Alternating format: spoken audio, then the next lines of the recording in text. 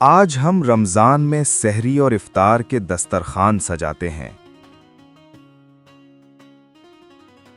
لیکن کیا آپ جانتے ہیں کہ اسلام کے ابتدائی دور میں ایک ایسا وقت بھی تھا؟ افطار کے بعد صرف ایک چھوٹی سی غلطی آپ کے اگلے 24 گھنٹے کا کھانا پینا حرام کر دیتی تھی۔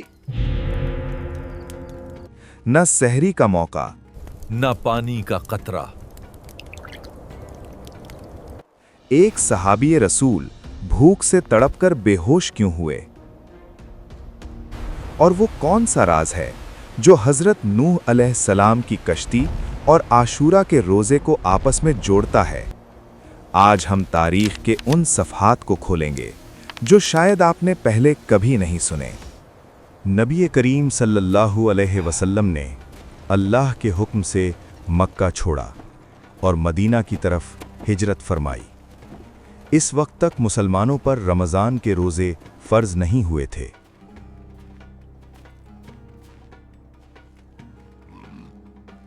لیکن مدینہ پہنچ کر آپ صلی اللہ علیہ وسلم نے ایک عجیب منظر دیکھا۔ مدینہ کے یہودی ایک خاص دن کا روزہ رکھتے تھے، 10 محرم کا دن۔ آخر یہ روزہ کیوں رکھا جاتا تھا؟ جب ان سے پوچھا تو انہوں نے ایک حیرت انگیز بات بتائی۔ یہ وہ عظیم دن ہے جب اللہ تعالیٰ نے حضرت موسیٰ علیہ السلام اور بنی اسرائیل کو فرعون کے ظلم سے نجات دی اور فرعون کو سمندر میں غرق کر دیا۔ حضرت موسیٰ علیہ السلام نے شکرانے کے طور پر روزہ رکھا۔ اسی لیے ہم بھی رکھتے ہیں۔ لیکن کہانی یہاں ختم نہیں ہوتی۔ مستند تفسیری روایات۔ تفسیر ابن کثیر میں آتا ہے کہ ہی وہ مبارک دن تھا جب حضرت نوح کی کشتی عظیم طوفان سے بچ کر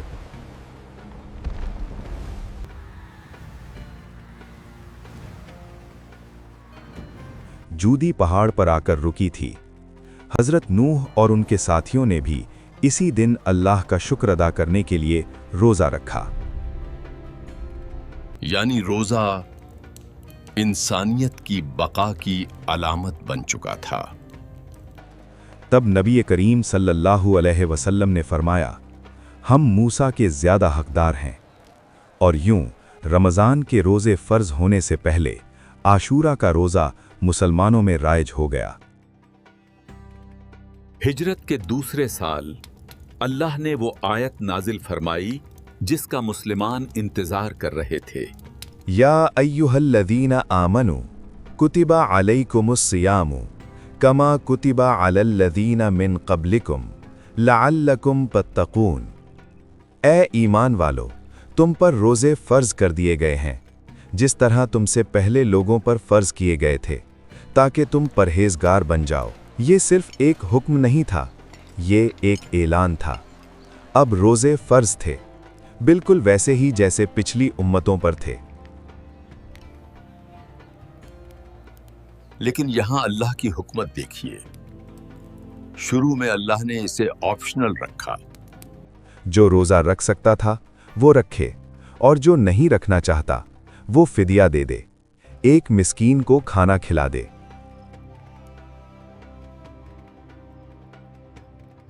یہ مسلمانوں کے لیے ایک نفسیاتی تیاری تھی۔ آہستہ آہستہ مدینہ کا معاشرہ بدلنے لگا، صبر پیدا ہو رہا تھا، نظم و ضبط جن لے رہا تھا، اور ایک نئی امت روحانی تربیت کے سفر پر گامزن ہو چکی تھی۔ پھر اللہ نے دوسرا حکم نازل فرمایا۔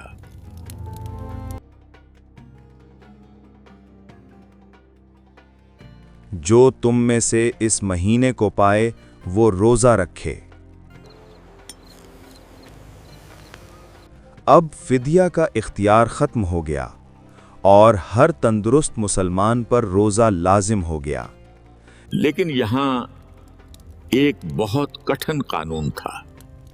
اس وقت سحری کا کوئی تصور نہیں تھا، قانون یہ تھا کہ اگر کوئی افطار کے سو جائے تو اگلے دن کے افطار تک کچھ نہیں کھا سکتا، نہ کھانا نہ پانی کا ایک قطرہ۔ چلیے اب میں آپ کو حضرت قیس بن سرما کا قصہ سناتا ہوں۔ مدینہ کی تپتی ہوئی دوپہر تھی، سورج آگ برسا رہا تھا۔ حضرت قیس بن سرما انصاری اپنے کھیت میں کام کر رہے تھے۔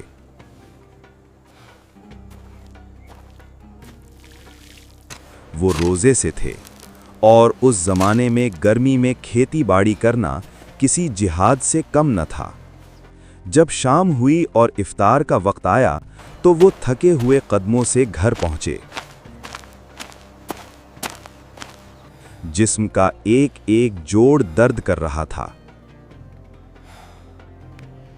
انہوں نے اپنی اہلیہ سے پوچھا، کیا کھانے کو کچھ ہے؟ گھر میں کچھ بھی نہ تھا۔ اہلیہ نے کہا، آپ ٹھہریے، میں ابھی انتظام کر کے آتی ہوں۔ وہ باہر چلی گئیں۔ ادھر تھکن اتنی شدید تھی کہ حضرت قیس کی آنکھیں بند ہونے لگیں۔ دن بھر کی سخت مشقت، اوپر سے خالی پیٹ، وہ لیٹے اور فوراً سو گئے۔ کچھ دیر بعد جب اہلیہ واپس آئیں تو وہ گہری نیند میں تھے۔ اس وقت کے قانون کے مطابق اگر کوئی افطار سے سو جاتا تو اب اگلے دن کے افطار تک کچھ نہیں کھا سکتا تھا۔ اہلیہ افسوس سے بول اٹھیں، آپ محروم رہ گئے۔ وہ جاگ تو گئے لیکن وقت گزر چکا تھا۔ انہوں نے خاموشی سے اگلے دن کے روزے کی نیت کر لی۔ نہ افطار نصیب ہوئی نہ سحری۔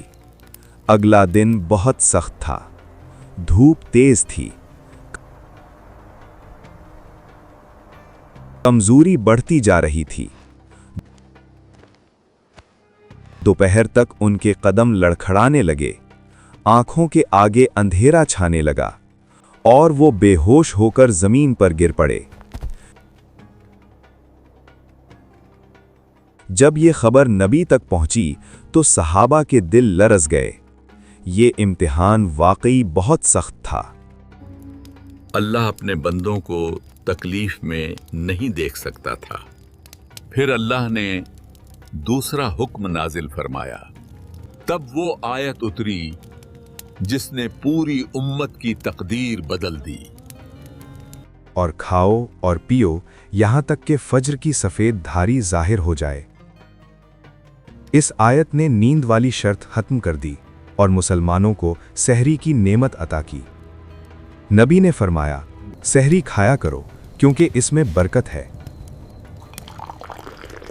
اس حکم کے بعد مدینہ میں ایسی خوشی پھیلی کہ صحابہ کہتے ہیں ہمیں اتنی خوشی کبھی نہیں ہوئی تھی۔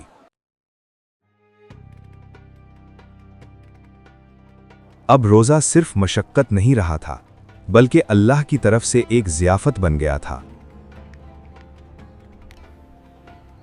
ناظرین، آج ہمارے پاس فریج بھرے ہیں، ٹھنڈا پانی ہے اور آرام دہ گھر ہے، لیکن ذرا سوچیں ان صحابہ کے بارے میں جنہوں نے ایک ایک کھجور پر روزے رکھے اور بے ہوش ہو کر یہ دین ہم تک پہنچایا۔ رمضان صرف پیٹ کا روزہ نہیں ہے، یہ اس روح کو بیدار کرنے کا نام ہے جو 1400 سال پہلے مدینہ کی گلیوں میں بیدار ہوئی تھی۔ اس رمضان جب آپ سحری کریں تو حضرت قیس بن سرما کو یاد کر کے اللہ کا شکر ضرور ادا کیجیے گا۔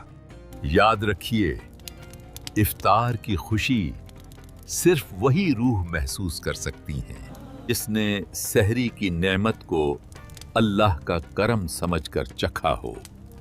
اگر اس ویڈیو سے آپ نے کچھ سیکھا ہو تو اسے اپنے دوستوں کے ساتھ ضرور شیئر کریں۔